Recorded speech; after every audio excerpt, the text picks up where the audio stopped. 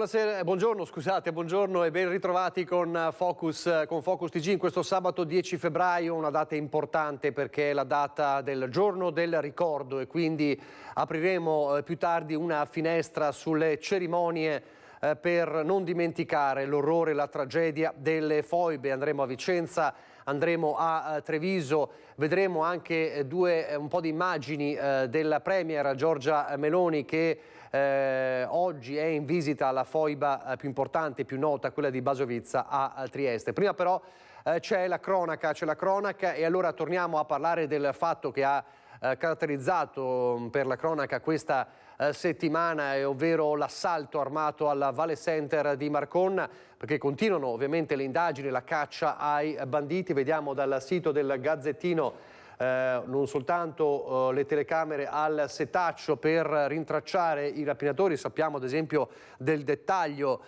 di uno dei banditi, Mancino, quello che teneva in ostaggio la povera Giorgia Endrizzi. Vale Center, il giallo dell'allarme che non è scattato e la pista delle rapine in serie, indagine su tutti i gioielli di Valenza. È una catena, quella dei gioielli di Valenza, che è stata presa di mira più volte nel corso degli ultimi mesi. Allora ci si concentra anche su questo, sull'obiettivo che è appunto comune di tanti assalti, l'ultimo quello di Marcon. Allora risentiamo le parole di Federica Lucciolo, la commessa che con un gesto davvero eroico ha convinto i banditi, quelli in quegli istanti, a scambiarsi, a diventare lei l'ostaggio al posto della giovane collega Giorgia, che era disperata. L'ha raggiunta ieri al telefono la nostra Ilaria Marchiori.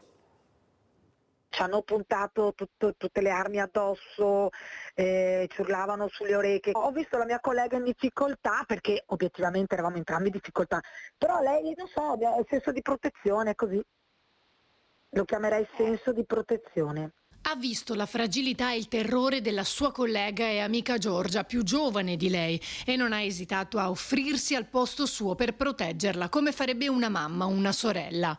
Eppure Federica, la commessa della gioielleria presa d'assalto mercoledì sera al Vale Center di Marcon, non ritiene eroico il gesto di essersi offerta come ostaggio al posto di Giorgia, anzi. Non me ne rendo conto perché mi è venuto spontaneo farlo, però tutti me lo stanno dicendo, forse è un gesto eroico, a questo punto prendo atto anch'io. Ho pensato alla Giorgia, devo dire la verità, quando io gli ho detto prenda me non lei, semplicemente vado sul personale, lui ha detto va bene, ha lasciato lei, ha preso me, siamo usciti, poi hanno caricato tutto, la rifurtiva, sono montati in macchina loro e a me mi hanno lasciata lì in parcheggio libera, questo è, sì.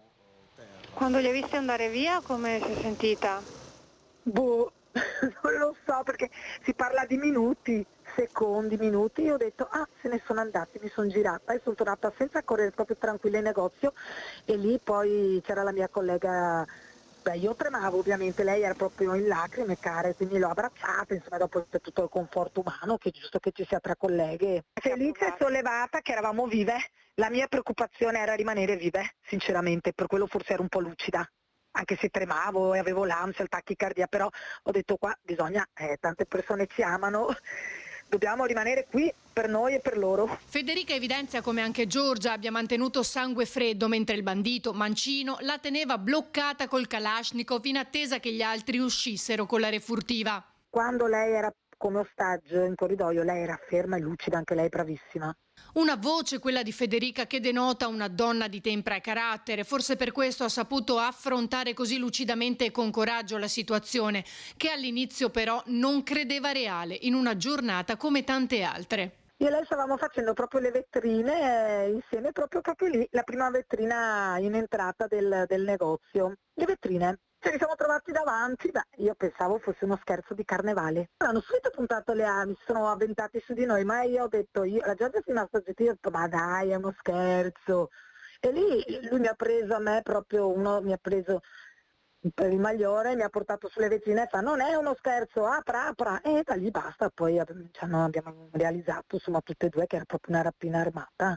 In negozio solo loro due, le uniche che hanno sentito parlare, anche se per poco, i banditi. 2 minuti che sono sembrati un'eternità. Ci sono sembrati un'eternità sicuramente, sì. Poi la fuga nel parcheggio esterno, la fine dell'incubo. Per Federica il suo gesto è stato naturale, ma in molti non la pensano così. Quando poi mi hanno sentito che stavo bene, tutti mi hanno detto: Madonna Federica, però io non avrei fatto così, io mi sarei fatta prendere il panico, io avrei pianto, a me mi sarebbe venuta una crisi isterica.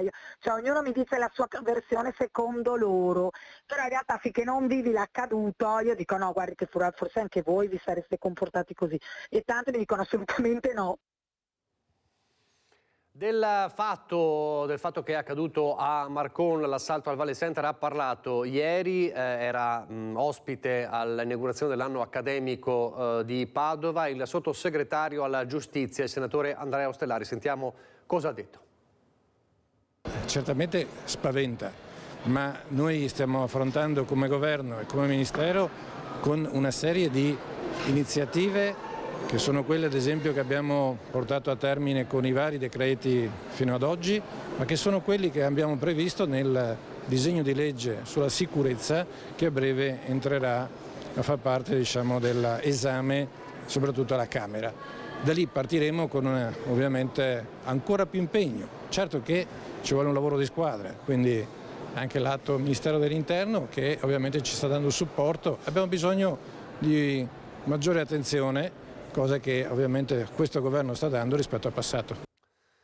E non è stata una settimana facile per Marcon perché, lo abbiamo raccontato proprio ieri, c'è stato anche un allarme bomba alla SME di Marcon nella stessa zona, la zona commerciale di Marcon, a pochi passi dal Valle Center. Una chiamata nel pomeriggio anonima avvertiva di un ordigno che sarebbe esploso entro un quarto d'ora. L'intervento degli artificieri, ovviamente il panico. Fortunatamente poi è risultato un falso allarme, uno scherzo di pessimo gusto in una settimana difficile. Allora risentiamo le voci raccolte da Nicola Marcato ieri proprio dal direttore della SME di Marcon e poi dal sindaco di Marcon.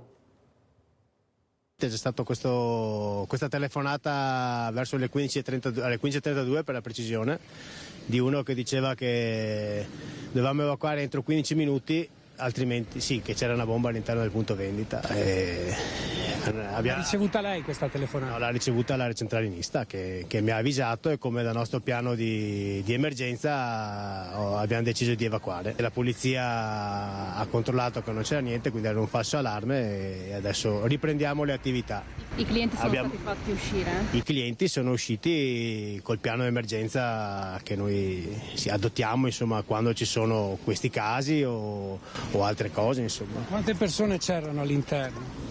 Penso tra i 50 e 100 persone. Direi che è proprio uno scherzo di pessimo gusto. Siamo anche sotto carnevale e quindi, però insomma è un peccato perché sì, ha rovinato mezza giornata lavorativa, insomma. Questa non è una settimana fortunata per la nostra realtà e è l'ultimo evento che ci saremmo pensati di dover gestire. Indubbiamente una settimana difficile anche per il sindaco Matteo Romanello, ore invece difficili e complicate anche per gli agenti di polizia a Padova. Un esagitato, un 52enne trevigiano arrestato dalla polizia, aveva minacciava di far saltare in aria l'intero condominio. È successo nel quartiere di Terranegra a Padova. Attimi di panico, quelli vissuti nella serata di giovedì nel quartiere di Terranegra a Padova. Erano le 22:30 quando è scattato l'allarme sul 113 e una pattuglia delle volanti è intervenuta in un condominio dove un residente aveva segnalato che un vicino stava urlando frasi senza senso mentre spaccava i mobili di casa. Arrivati sul posto, l'uomo, un 52enne trevigiano, ha minacciato la polizia di far saltare in aria tutto lo stabile, avendo lasciato il gas aperto. Gli agenti a quel punto, dopo aver fatto chiudere le utenze, sono entrati in casa con l'aiuto dei vigili del fuoco. Per bloccare il 52enne, che si era chiuso in camera da letto brandendo un coltello da cucina, è stato necessario l'uso del taser. Una volta immobilizzato e bloccato, il 52enne è stato arrestato. Ad Asiago adesso non è la prima volta che parliamo di avvistamenti di lupi vicino alle case, è successo ancora. Cosa è vedere il risultato dell'attacco di un branco di lupi a un bovino o a un asino, come succede molto spesso in altopiano. Altra cosa è vedersi passare un lupo a 2 metri dalla macchina in mezzo alle case. È accaduto la scorsa notte ad Asiago, a pochi passi dall'aeroporto altopianese, dove un automobilista che stava rincasando si è trovato di fronte a un esemplare che passeggiava letteralmente fra le case. L'avvistamento, molto raro data l'ora e il luogo, è avvenuto dove via Rigoni di Sotto imbocca via Val Giardini, una zona abitata con tante villette e pure un bar. Ma questo dettaglio non sembra spaventare l'animale, che passa a favor di camera, osserva l'automobilista per capire se sia una minaccia e va per la sua strada perdendosi nella notte. Il video ha fatto subito il giro dell'altopiano, dove la presenza dei lupi è ormai mal sopportata da residenti e allevatori, che devono fare i conti con continue predazioni anche di animali domestici. Incidenti stradali, i vigili del fuoco sono intervenuti lungo la provinciale 442 nel comune di Farra d'Al Pago. Siamo nel Bellunese per il recupero con l'autogru di una corriera che a causa di un errore durante un'operazione di manovra era finita in mezzo all'erba all'esterno della sede stradale. Fortunatamente non c'erano passeggeri, soltanto l'autista che non ha ovviamente avuto ferite. I vigili del fuoco di Belluno, coadiuvati dai colleghi, sono intervenuti con 3 automezzi, tra cui l'autogru per riportare il bus sulla carreggiata e poi invece l'intervento delle forze dell'ordine per deviare il traffico. Questo a Farra d'Al Pago. Ben diverso invece l'esito dell'incidente mortale avvenuto a Conegliano 2 sere fa, la vicenda terribile del 75enne di San Vendemiano che per salvare il suo cagnolino finito in mezzo alla strada perché spaventato dalle sirene di un'autoambulanza in arrivo è stato travolto e ucciso proprio da quella autoambulanza. È diventata la foto simbolo della tragedia corsa ieri sera quando Adriano Canzian, 75enne di San Vendemiano, è stato travolto e ucciso insieme ad uno dei 2 cagnolini che stava portando a passeggio da un mezzo di soccorso in corsa. L'altro cagnolino sopravvissuto a vegliare sulla salma. Non l'ha visto secondo me, perché non ha frenato. Noi non abbiamo sentito la frenata come al solito, e qui sentiamo sempre frenate e colpi. Le sirene spiegate, i lampeggianti accesi, l'ambulanza che ha travolto e ucciso Adriano Canzian era in servizio di emergenza, un contesto che esonera il mezzo dal rispetto di obblighi e limiti relativi alla circolazione, così recita il codice della strada. Sulla tragedia accorsa ieri sera in questo punto di via 24 maggio la procura ha aperto un'inchiesta per omicidio stradale. C'era la nebbia, ieri sera una pioggerellina fitta. L'uomo, seppur sulle strisce, ha attraversato la strada. E ha preso un colpo forte perché le 2 scarpe sono volate e lì in parte della strada c'era un cane morto e le scarpe. A tradirlo e costringerlo ad attraversare, nonostante l'arrivo dell'ambulanza, potrebbe essere stato uno dei 2 meticci che erano con lui, spaventato dal rumore delle sirene, lo stesso che poi rimarrà ucciso insieme a lui nell'impatto. L'altro cagnolino, eccolo in questa immagine sopravvissuto, lo ha vegliato fino all'arrivo dei soccorsi. L'altro cane è bravissimo, era proprio seduto e stava sempre lì. Sì, infatti faceva senso, mi ha un po' commosso il cane. Canzian, geometra in pensione, era rientrato 5 anni fa dalla Romania dove era andato a lavorare. Papà di 2 figli, viveva con la seconda moglie qui, a pochi passi dal luogo dell'incidente in via Palladio, dove il comune è già quello di San Vendemiano. Con la sua compagna condivideva l'amore per gli animali. Questo, a passeggio con lei questa mattina, è il 3° meticcio che ieri sera era rimasto a casa. Era stato Canzian a salvare proprio dall'incidente il cagnolino sopravvissuto, lo aveva curato e tenuto con sé. L'inchiesta, aperta come atto dovuto, ha consentito di eseguire i primi accertamenti tecnici. Ad eseguire i rilievi di legge la postrada di Vittorio Veneto, raggiunta poi da una volante del commissariato di polizia di Conegliano. Non è stata disposta l'autopsia sul corpo. Le immagini delle telecamere di sorveglianza, 3 in quel punto, saranno decisive per capire che cosa abbia spinto la vittima ad attraversare la strada mentre un mezzo di soccorso stava sopraggiungendo. L'autista dell'ambulanza, un 60enne che ovviamente è sotto shock per lui, ma anche ovviamente per la famiglia della vittima, le parole di cordoglio dell'ULSS 2. Strappare un uomo alla vita mentre cerchi di salvarne un'altra è il dramma che sta vivendo il conducente dell'ambulanza che ieri sera ha falciato il povero Adriano Canzian. L'uomo, 60 anni circa, ora è sotto shock. A rivelarlo il direttore generale dell'ULSS 2, Francesco Benazzi, dopo una telefonata accorsa tra i 2 in mattinata. È sconvolto, spiega Benazzi, siamo vicini a lui e allo stesso modo alla famiglia di Canzian per questa grave perdita. Questo è il momento del dolore. Così il direttore. A Conegliano il 15 gennaio scorso un'automedica, eccola, ha travolto un'anziana che stava camminando. Fortunatamente l'incidente ha avuto conseguenze meno gravi.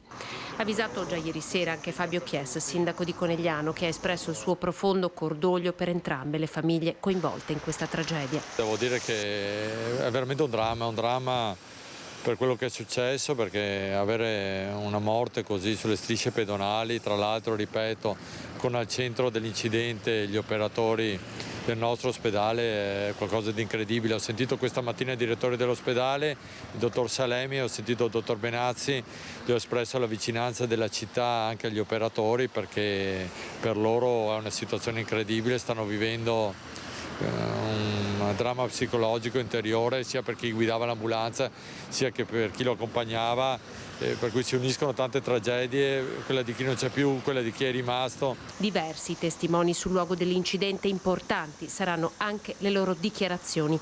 Tra i commenti dei residenti accorsi ieri sera sul posto, molti quelli relativi alle luci a LED posizionate sopra il passaggio pedonale, troppo basse e praticamente ininfluenti nelle serate di nebbia o pioggia.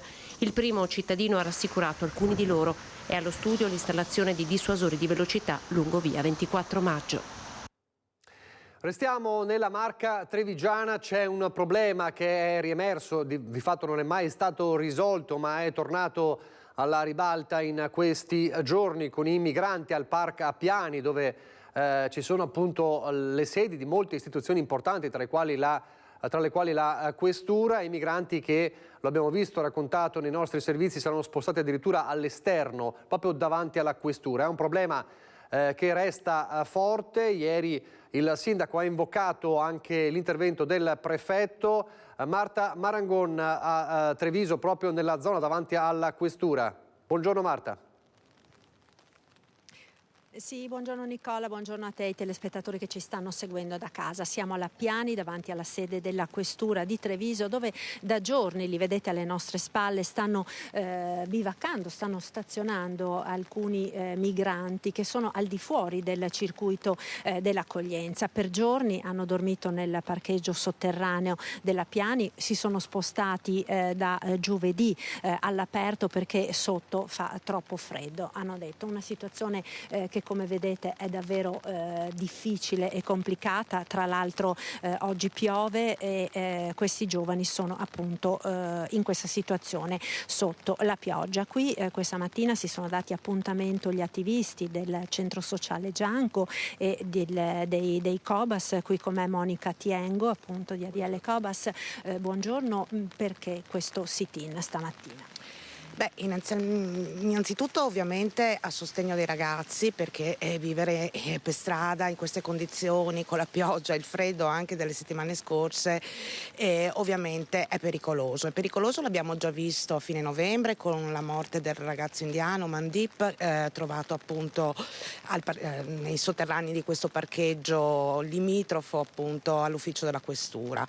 E siamo qui ancora una volta a denunciare il fatto che la questione migratoria non è un'emergenza, ma è un problema strutturale, come tale va gestito, insomma, e purtroppo sia a livello diciamo statale che a livello territoriale sembra invece che sempre si tratti di un'emergenza.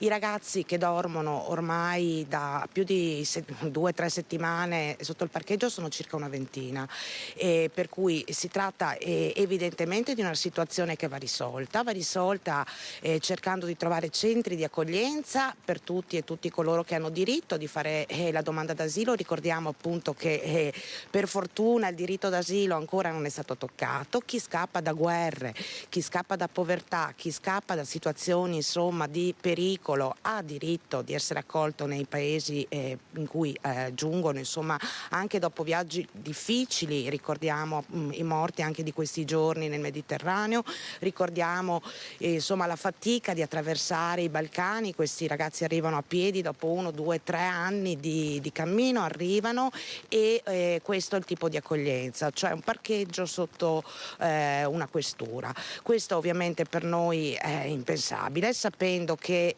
appunto questo diritto dice anche che queste persone hanno diritto ad una casa, ad un alloggio, hanno diritto a un centro d'accoglienza.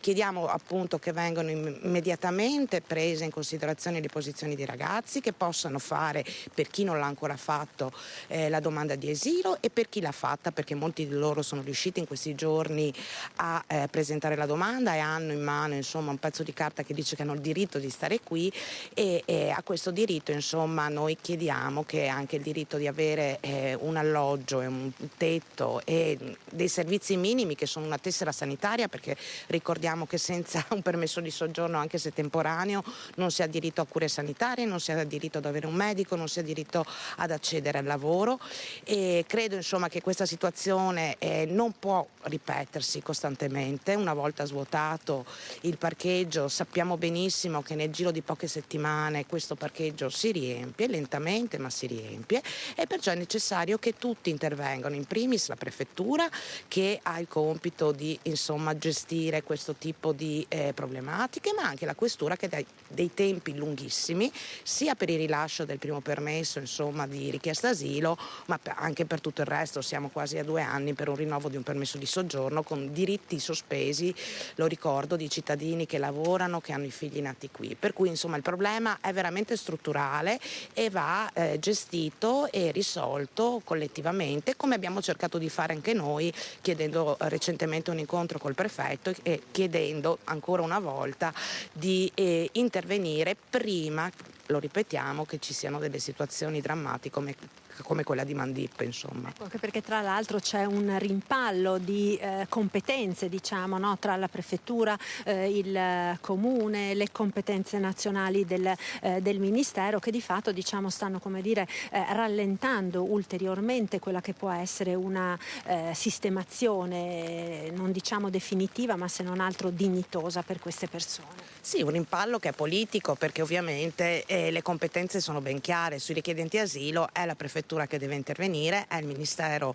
dell'Interno che si deve occupare di cercare luoghi adatti, come è stato fatto, se vi ricordate, anni fa con la caserma Serena, che poi ovviamente noi non abbiamo mai difeso, perché è un posto che contiene 800-900 persone, non è un'accoglienza degna, ma che comunque, diciamo, evita che le persone siano in strada ed evita appunto situazioni drammatiche come la morte delle persone per freddo o per malattia. Per cui è chiaro che per quanto riguarda i richiedenti asilo le competenze sono quelle della prefettura, ma è chiaro che anche il territorio, attraverso una rete di volontariati, attraverso anche l'intervento di un'amministrazione comunale attenta, può cercare di sostenere e di dare una mano in tutto quello che riguarda appunto la prima accoglienza. Grazie a Monica Tiengo. Nicola Dalla Piani, restituisco la linea allo studio. Grazie a Marta Marangone, la tua ospite, e il tema dei migranti ovviamente è stato al centro del blitz della questura che abbiamo raccontato ieri, con la cooperativa posta sotto sequestro a Vigonza e le accuse pesantissime di caporalato, di sfruttamento, una vicenda che ha sconvolto il mondo delle cooperative. È sotto shock il mondo dell'associazionismo dopo il sequestro preventivo dello stabile della cooperativa solidaria di Vigonza. A porre i sigilli gli agenti della squadra mobile di Padova in collaborazione con l'ispettorato del lavoro. 19 richiedenti asilo giunti in Italia nell'aprile 2023 e poi affidati a una cooperativa vicina solidaria, che sarebbero stati fatti lavorare in modo totalmente gratuito dopo aver firmato un patto formativo di lavoro volontario, ma sottoposti a continuo ricatto, che se non avessero lavorato non avrebbero ottenuto il permesso di soggiorno. Non solo ricatti, anche condizioni igienico-sanitarie di vitto e lavorative completamente fuori da ogni legalità. Questo avrebbero accertato gli inquirenti, che hanno denunciato il presidente fino a dicembre, un 48enne padovano, per estorsione, caporalato e violazione delle leggi sull'immigrazione. Uno shock per Confcooperative, cui Solidaria è affiliata. Siamo estremamente rammaricati perché le accuse sono molto gravi, accuse che apprendiamo dalla stampa.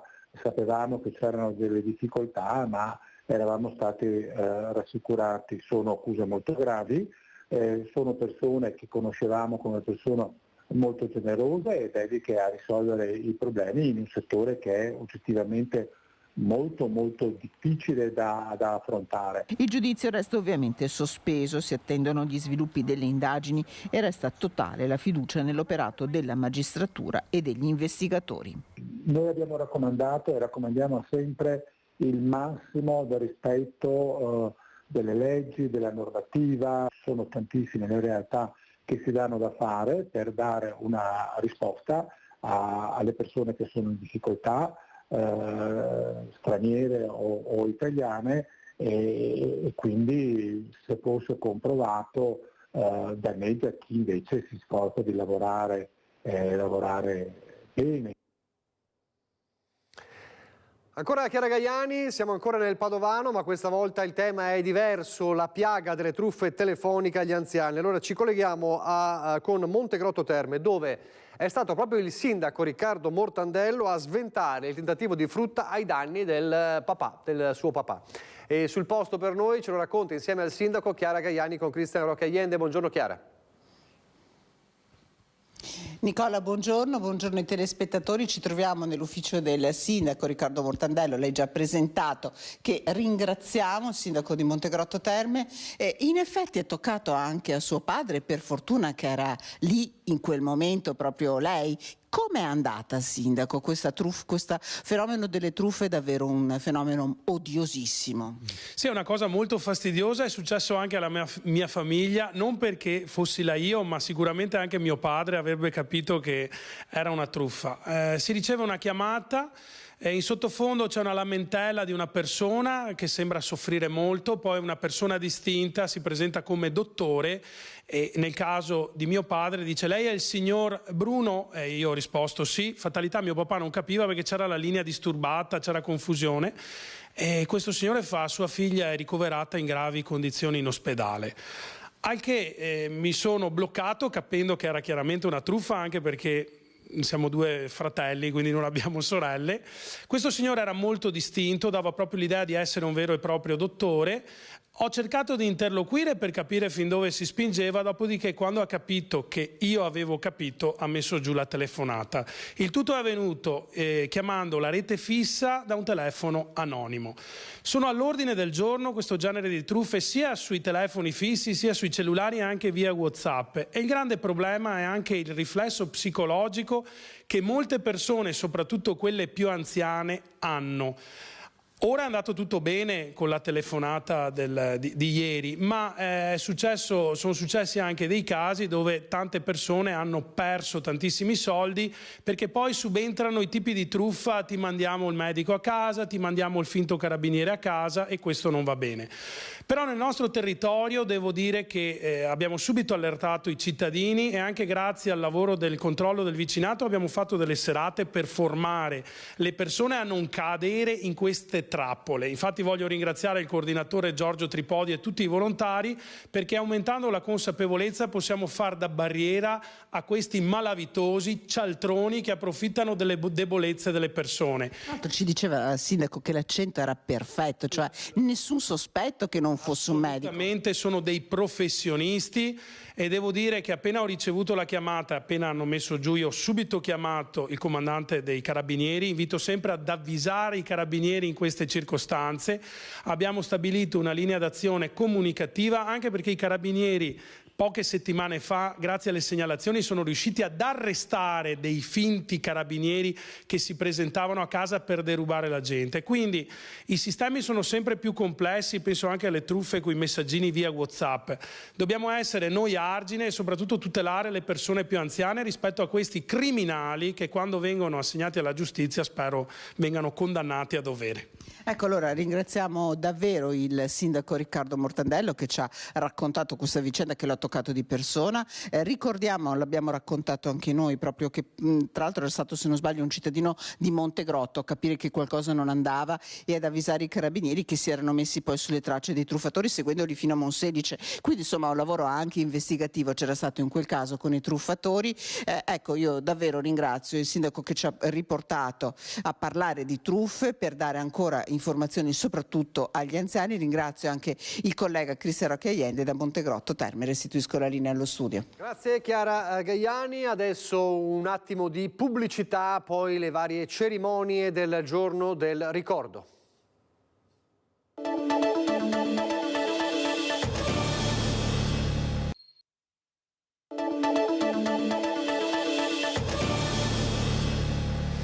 Rieccoci in diretta con Focus TG. Allora il 10 febbraio, il giorno del ricordo, il ricordo della tragedia delle foibe e degli esuli.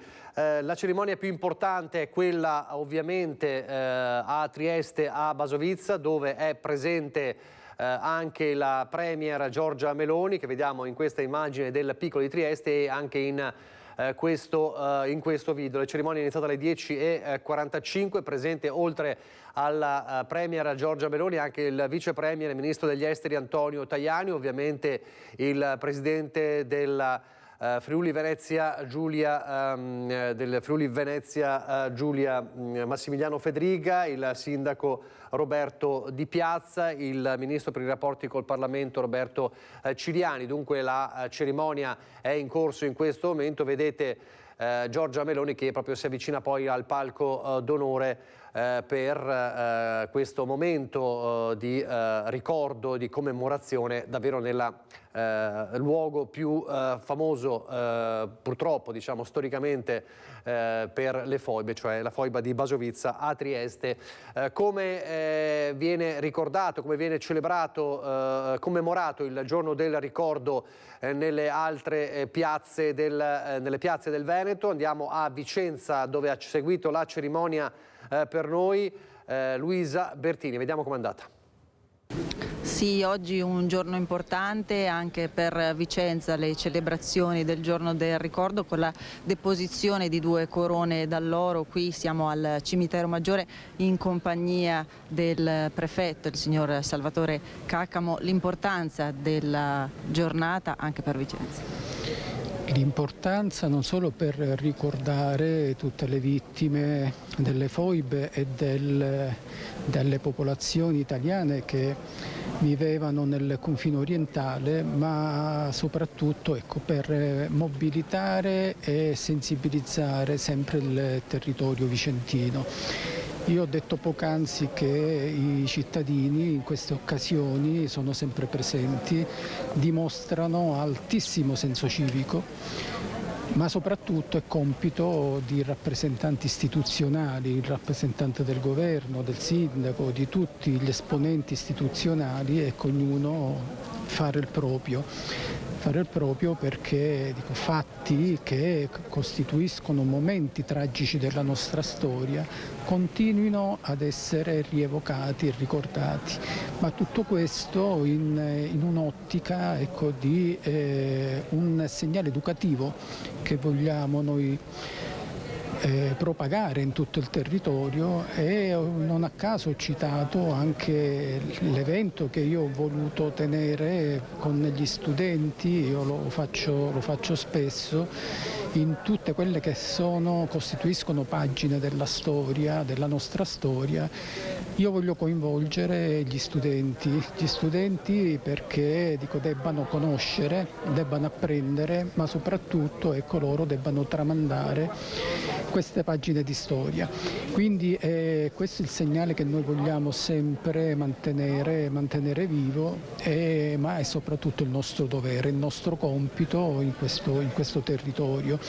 Ho voluto pure rappresentare quanto gli studenti siano pure partecipi, quindi non solo la cittadinanza che oggi è qui presente, però gli studenti. Io ieri ho registrato in un'aula gremita di ragazzi proprio una soglia di attenzione elevatissima, perché non solo si percepiva da parte loro l'interesse all'apprendimento, ma si toccava con mano, si percepiva in maniera chiara e inequivocabile quanto sofferenza, quanto dolore trasparisse dalle parole di chi quei momenti li ha vissuti.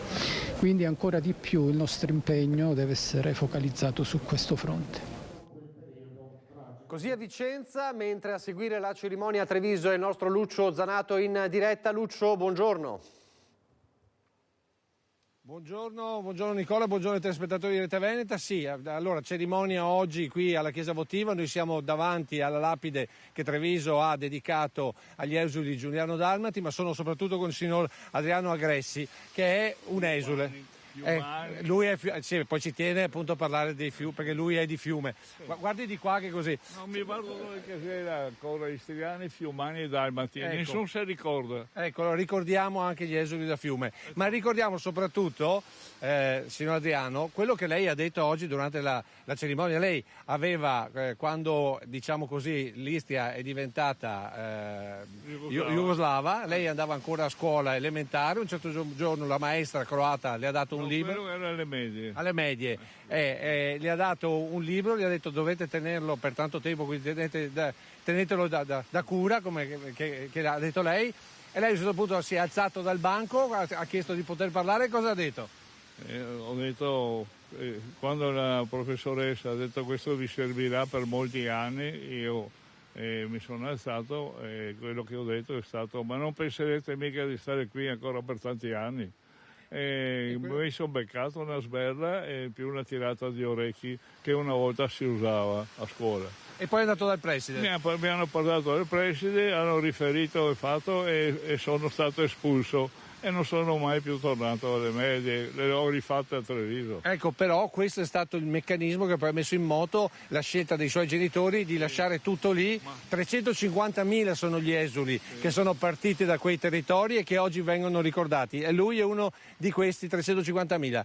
Lei la seconda cosa che ha detto è che poi quando siete venuti qui in Italia, prima avete cominciato ad Aviano, ma non c'era spazio, non c'erano case, perché comunque c'era la ricostruzione, e poi è venuto a Treviso. C'era la scuola lontana 7 chilometri andare e 7 chilometri tornare a piedi, perché se andava. E così avete deciso di venire a Treviso? E così in qualche modo si è trovato l'altra famiglia che era esule con noi, il marito lavorava al Gazzettino e dal Gazzettino è riuscito a trovare non un appartamento, un granaio vicino a Treviso. Ecco, voi avete vissuto con le pareti in cartone catramato, sì, è vero? Però oggi lei ha voluto ringraziare il comune di Treviso, perché? Sì, perché il Treviso, che è stato uno dei paesi delle città più bombardate d'Italia, e nel fare le case, adesso si chiamano case nuove, anche se sono state fatte nel 48, ma chiaramente c'era bisogno anche per i trevigiani degli appartamenti caduti per i bombardamenti, e a noi c'è stata una legge che diceva, raccomandava che il 5% della disponibilità andasse agli esuli, e così è stato. Quindi il comune di Treviso ha avuto attenzione per voi, cosa che non è capitata dappertutto. Lo ricordiamo con quello che è successo in altre zone, Padriciano o anche in Emilia Romagna, che sono stati per anni, per decenni dentro in quelli che erano diciamo così, i campi di concentramento italiani. Senta, io la ringrazio di questa testimonianza. Adesso vuole dire qualcosa?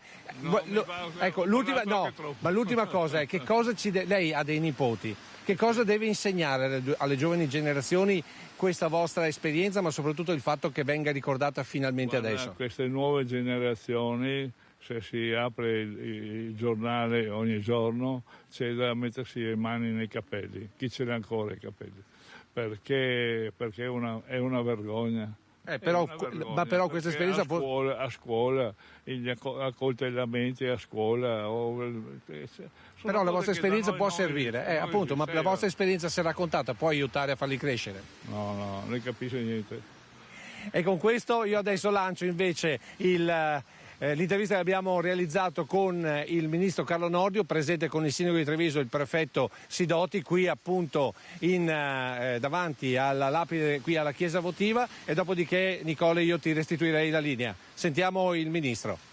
Sì, cancellato dalla storia, perché lo stalinismo e l'ideologia marxista sono state, ripeto, condannate dal crollo dell'impero sovietico, dal crollo della stessa filosofia marxista e della geografia, perché la stessa Jugoslavia si è smembrata, e quando si è smembrata addirittura hanno combattuto tra di loro agli inizi gli ex jugoslavi.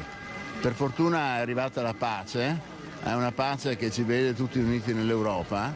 Noi però dobbiamo sempre ricordare che la pace è un intervallo lieto, tra momenti di guerre ricorrenti e anche noi dobbiamo essere preparati. Per fortuna oggi siamo in un'Europa unita, ma dobbiamo essere preparati proprio come Europa unita, che comprende anche i nostri ex avversari, ad affrontare le altre sfide che sono in questo momento presenti. E questo momento di ricordo deve essere anche un momento di unità e anche di coraggio nei confronti delle sfide che siamo chiamati ad affrontare, ripeto, come Europa unita, anche assieme ai nostri amici sloveni e quelli che furono una volta i nostri avversari. Così il ministro Carlo Nordio questa mattina a Treviso. Ieri sera invece a Padova la manifestazione, il corteo antifascista dopo l'aggressione a 5 attivisti dello spazio Catai avvenuta a Padova.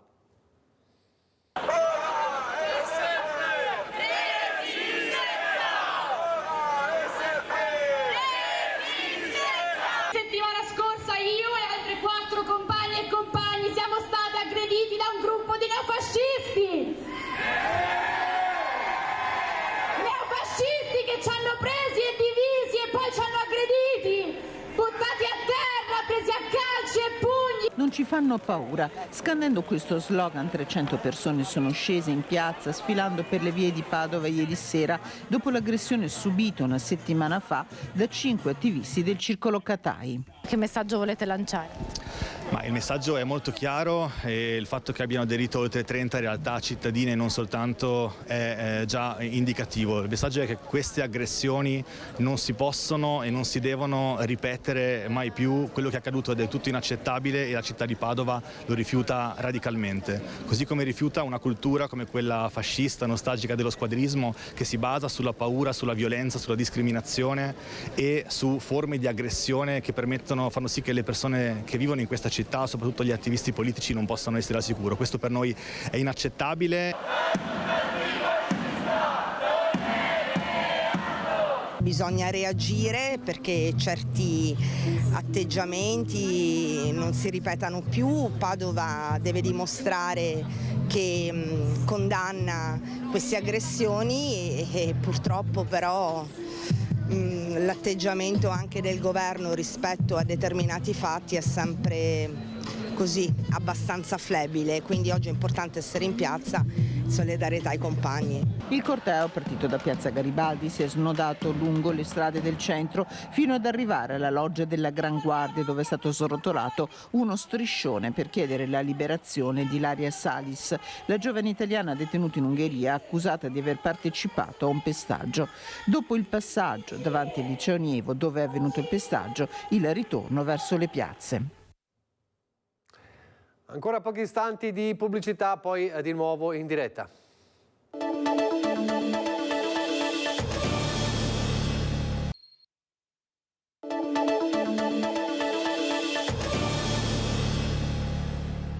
Rieccoci in diretta all'ultima parte di Focus TG con le polemiche di cui si è parlato in queste ore anche a livello nazionale, l'attacco social di Elena Cecchettin, la sorella di Giulia, vittima di Filippo Turetta, l'attacco a Sanremo e a quel momento con il cast di Mare Fuori dedicato alla violenza sulle donne che la giovane di Vigonovo ha definito uno spettacolo da baci perugina. È arrivata anche poi la replica di Amadeus.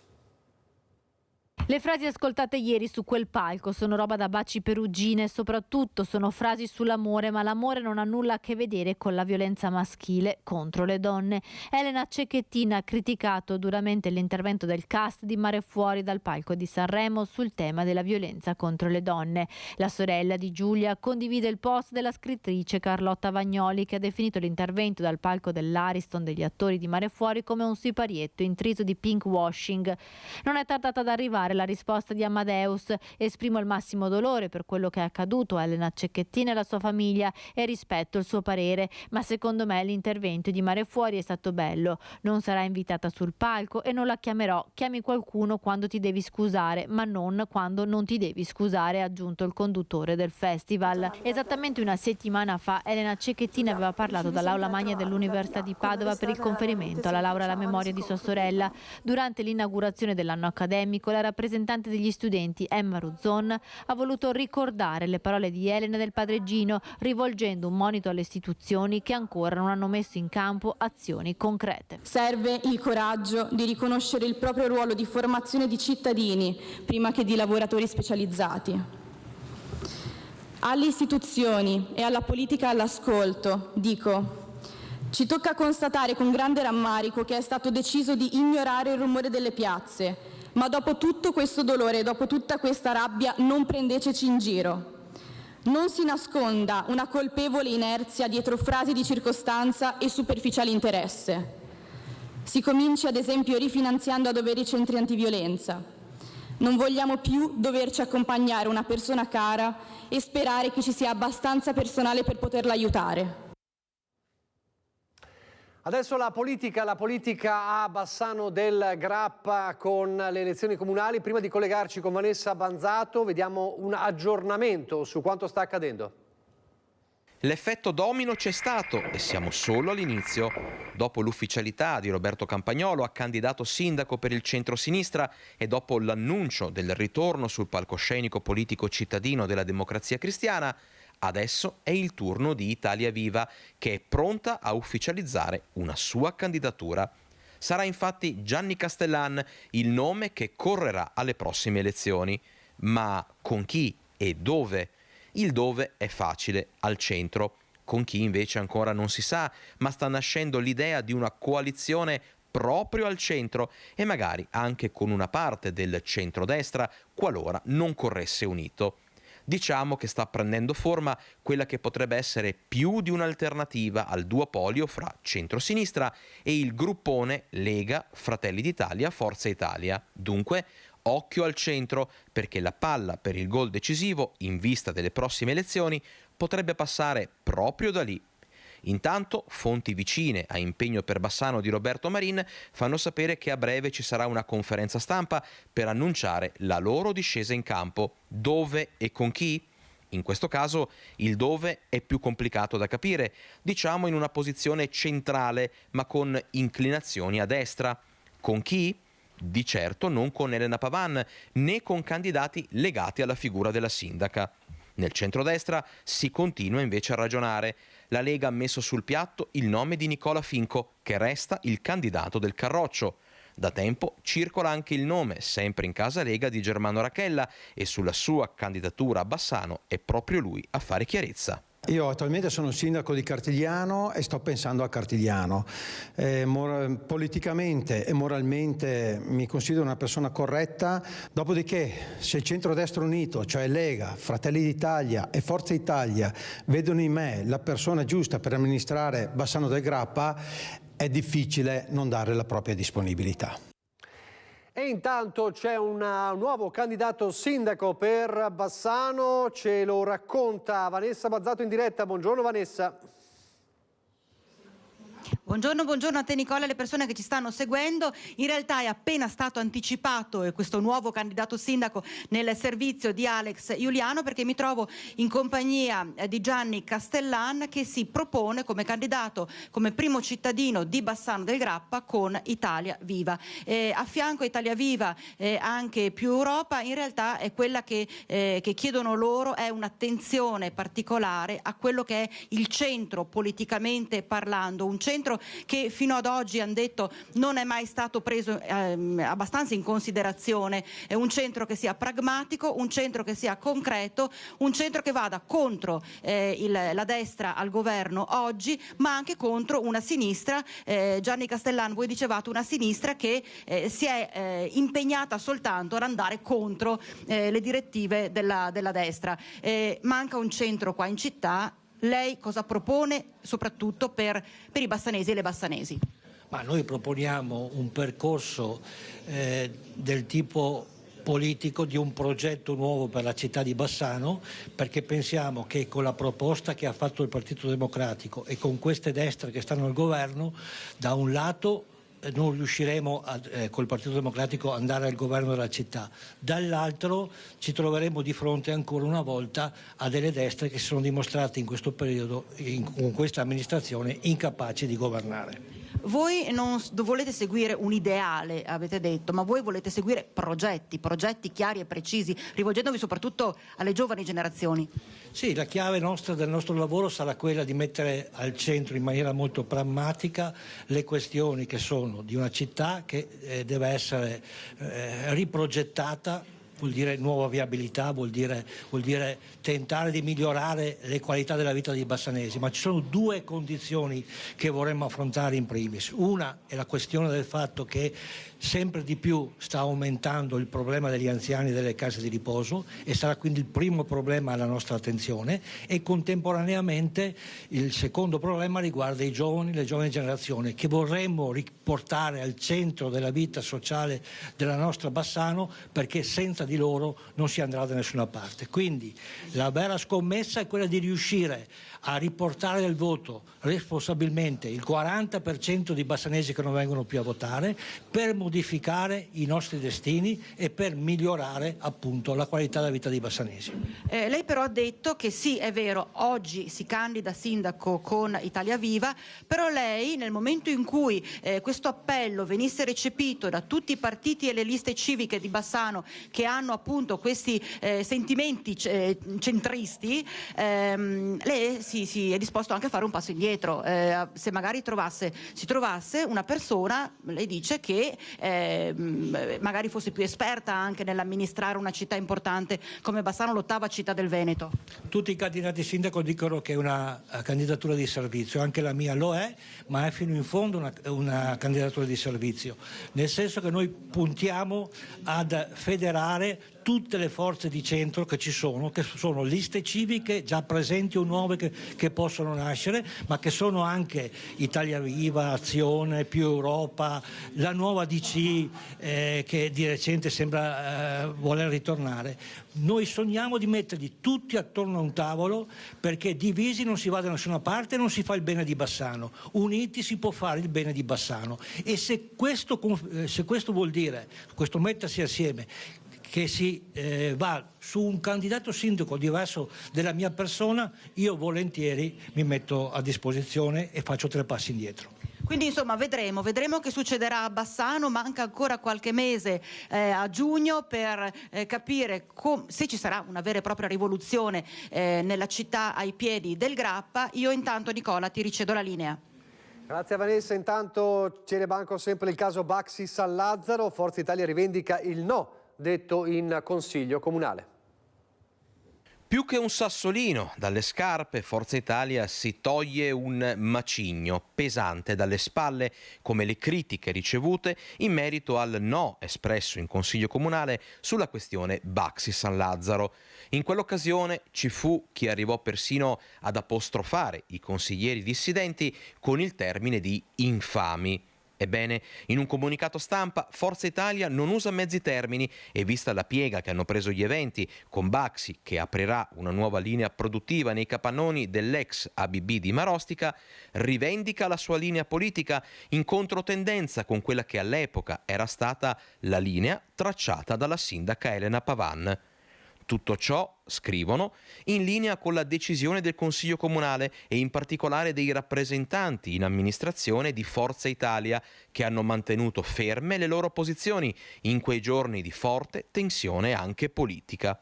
Insomma, il non voto di Chiara Tessarollo, capogruppo di Forza Italia, e il no di Lucia Fincato oggi hanno un altro sapore, dolce per qualcuno e ancora più amaro per quella parte di maggioranza che da quel Consiglio Comunale non è più stata realmente maggioranza.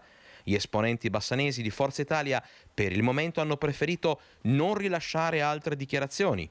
Per il momento. Lo abbiamo visto prima nel collegamento di Lucio Zanato, il ministro Carlo Nordio a Treviso per il Giorno delle Foibe. Potrebbe essere a breve in visita anche a Bassano il ministro, ma per tutto un altro tema. Il tema è quello del Tribunale della Pedemontana. Tribunale della Pedemontana, Che fine ha fatto? Dopo la chiusura del Palazzo di Giustizia di Via Marinali, nel cuore di Bassano, deciso più di 10 anni fa, nell'ottica del riordino della geografia giudiziaria, lasciando una nuovissima struttura da 12 milioni di euro vuota e inutilizzata, a gran voce l'intero territorio aveva avanzato il progetto del Tribunale della Pedemontana, che andrebbe a servire 3 province, Treviso, Padova e Vicenza, oltre che tutto l'altopiano.